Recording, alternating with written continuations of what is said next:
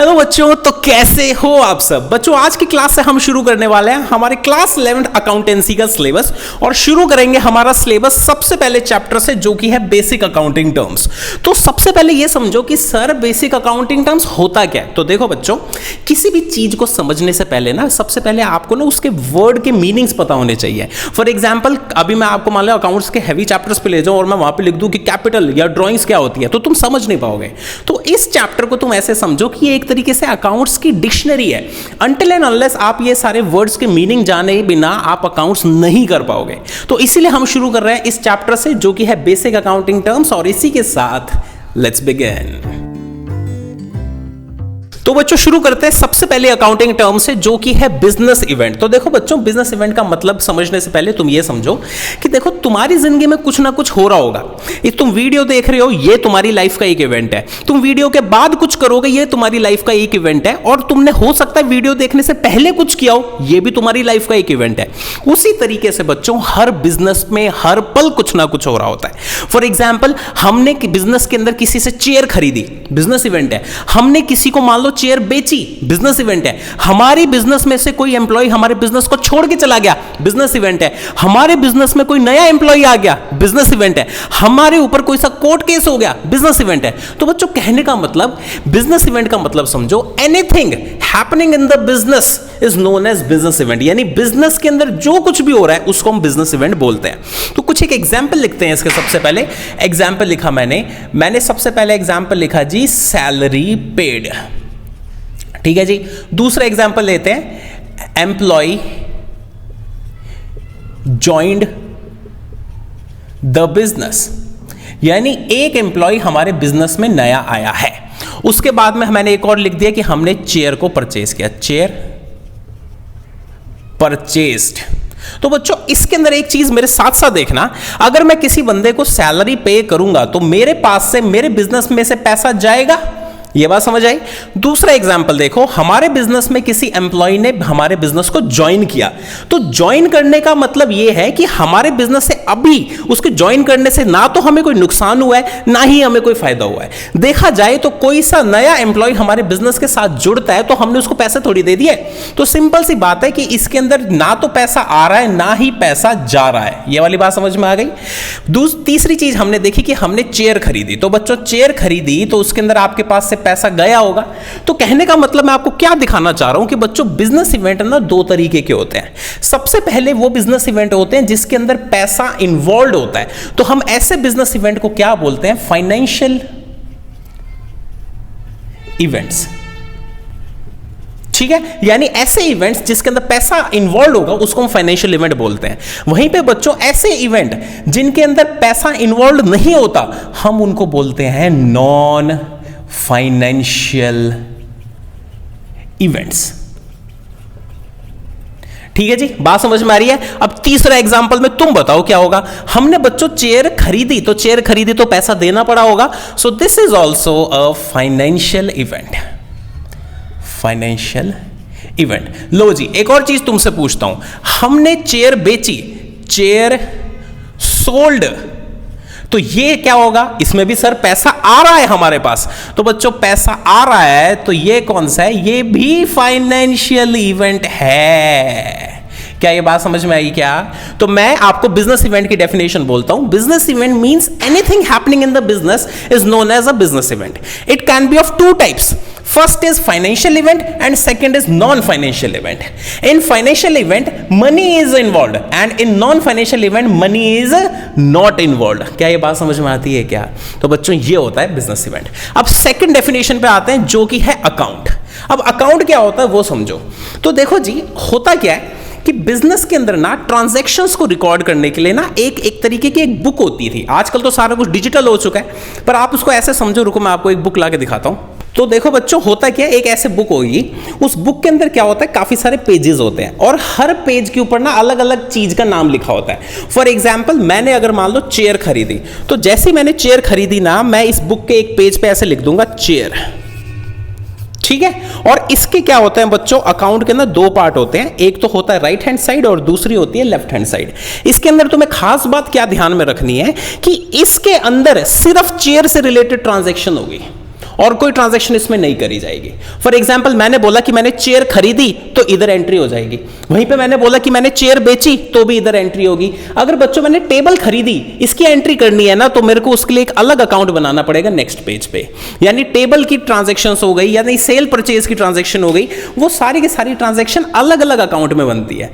तो कहने का मतलब अकाउंट की बड़ी सिंपल सी शब्दों के अंदर डेफिनेशन क्या है, अकाउंट मींस एक ऐसी जगह जहां पर ट्रांजैक्शंस नोट होती हैं। किस किस की ट्रांजैक्शंस नोट होती हैं? फॉर एग्जांपल पीपल से रिलेटेड, फॉर एग्जांपल आपके किसी एसेट से रिलेटेड, फॉर एग्जांपल आपकी किसी लाइबिलिटी से रिलेटेड, फॉर एग्जांपल आपके किसी कैपिटल से रिलेटेड, आपके किसी इनकम से रिलेटेड, या फिर आपके किसी एक्सपेंस से रिलेटेड। ये आपको हो सकता है थोड़ा सा समझ ना आया हो, पर इसको आसान शब्दों में इतना ही ध्यान में रखा हो कि account means a place where any transaction related to people, asset, liability, capital, income and expenses are noted. It has two sides. आगे हम लिखेंगे इट हैज टू साइड्स। एक साइड तो होती है left hand side, left hand side जिसको हम प्यार से बोलते हैं क्रेडिट साइड, और दूसरी होती है बच्चों right hand side, right hand side जिसको हम प्यार से बोलते हैं डेबिट की साइड। तो क्या ये बात समझ में आती है? मैं वापस से आपको दिखा देता हूं। जो भी अकाउंट होता है बच्चों, उस अकाउंट की दो साइड्स होती हैं। ये वाली जो साइड होती है इसको हम बोलते हैं क्रेडिट की साइड, और ये वाली जो साइड होती है हम इसको बोलते हैं डेबिट की साइड। ठीक है जी, बात समझ में आ गई। अब अपन करते हैं हमारी नेक्स्ट डेफिनेशन जो कि है कैपिटल एंड ड्रॉइंग्स। तो देखो भैया, एक ट्रांजैक्शन देखो पहले, ये क्या है? ये बिजनेस का ओनर है, ठीक है जी, और इसको क्या है मन में आ रही है कि मेरे को एक अपना बिजनेस शुरू करना है। तो इसने क्या किया, अपना यहां पे एक बिजनेस शुरू कर दिया।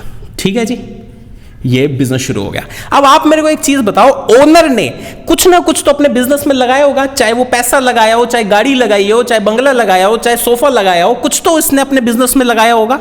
तो हमने क्या किया, हमने ये दिखाया कि इसने अपने बिजनेस में लगाया। क्या लगाया वो देखो जी, इसने बच्चों घर से कैश लगाया 10 लाख रुपया, और इसने कार लगाई है 4 लाख रुपए की, गाड़ी भी बिजनेस में लगा दी। इसने बोला कि भाई साहब मेरी जो गाड़ी है ना, ये लो जी गाड़ी बना देते हैं, टन टन, ये एक गाड़ी, ठीक है, और ये ब्रीफ केस है जी कैश का। ले, इस बंदे ने क्या किया बच्चों, गाड़ी और अपना कैश लगा दिया बिजनेस के अंदर। तो इस चीज को याद रखना, what is the meaning of capital? Capital का मतलब होता है anything in any form invested by the owner in his business is known as capital. तो यानी हमारे केस में अगर मैं आसान शब्दों में बोलूं तो ओनर चाहे वो कुछ भी लगाए, चाहे वो कैश लगाए, चाहे वो गाड़ी लगाए, चाहे वो बंगला लगाए, कुछ भी अपनी जेब से अपने बिजनेस में लगाता है पैसा, तो उसको हम क्या बोलते हैं, कैपिटल। तो बच्चों हमारे केस में इसकी कैपिटल कितनी हो गई, 14 लाख। क्या ये बात समझ में आती है? ठीक है, एक और एग्जांपल लेते हैं, उसमें तुम आंसर देना। मैंने बोला एक और ओनर है, वो ओनर क्या कर रहा है, वो भी अपना बिजनेस खोलना चाह रहा है। उस बिजनेस में उसने क्या करा, कैश लगा दिया 2 लाख रुपए, और अपनी एक कार लगा दी 1 लाख रुपए की, और चेयर भी लगाई है। ओहो हो, इसके घर पे एक्स्ट्रा चेयर पड़ी होगी, उसने 2 लाख की कुर्सियां भी लगा दी। अब बताओ इसका कैपिटल की अमाउंट क्या हुई? इसकी कैपिटल होती है बच्चों बिल्कुल सही 5 लाख रुपए इसकी कैपिटल है। तो कैपिटल का मतलब क्या होता है, anything invested by owner in his own business is known as capital. समझ में आई बात? अब आप मेरे को एक चीज बताओ कि ये बिजनेस क्या हुआ, बहुत ग्रो किया, बहुत ज्यादा इसने पैसा कमाया। अब ओनर ने सोचा है कि यार मैं ऐसा करता हूं, कुछ पैसा ना वापस निकाल लेता हूं अपने बिजनेस में से। तो इसने क्या किया बच्चों, अपने बिजनेस में से ना से फॉर एग्जाम्पल 50,000 रुपए कैश में बाहर निकाल लिए।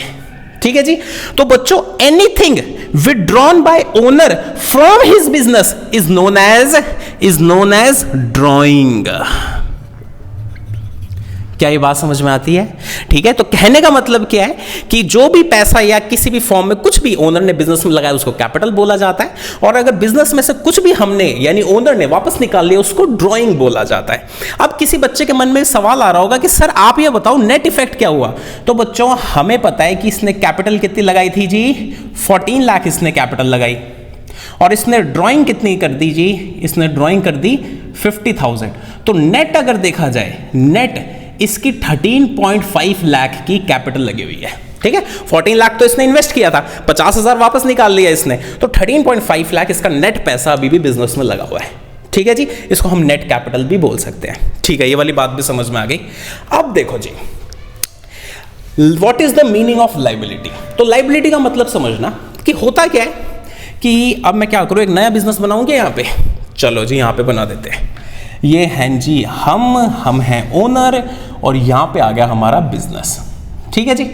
ओनर ने अपने बिजनेस में जो पैसा लगाया उसको आपको पता है क्या बोलते हैं, कैपिटल। और बिजनेस से जो सा भी चीज इसने वापस निकाली होगी उसको हम बोलते हैं ड्रॉइंग। अब समझना, ये बिजनेस जो है ना, मैं ओनर की बात नहीं कर रहा, मैं बिजनेस की बात कर रहा हूं। इस बिजनेस ने क्या किया, इस बिजनेस ने बच्चों बैंक से एक लोन ले लिया, बैंक लोन, कितने का, 50 लाख का। ओ माय गॉड, इस बिजनेस ने बच्चों क्या किया, बिजनेस ने खुद ने, मैं ओनर की बात नहीं कर रहा, मैं बिजनेस की बात कर रहा हूं। बिजनेस ने बैंक से लोन ले लिया 50 लाख रुपए का, अपना बिजनेस एक्सपैंड करने के लिए, चलाने के लिए, जिस भी कारण से लिया हो।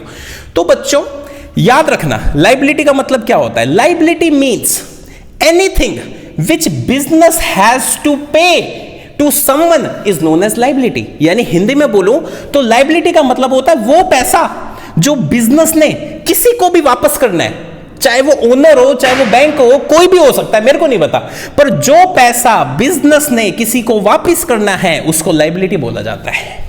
क्या ये बात समझ में आती है? तो ठीक है जी, लाइबिलिटी का मतलब ये होता है। अब लाइबिलिटी हम दो कैटेगरीज में डिवाइड कर सकते हैं। सबसे पहले कैटेगरी है कि हमें ये पैसा वापस कब करना है।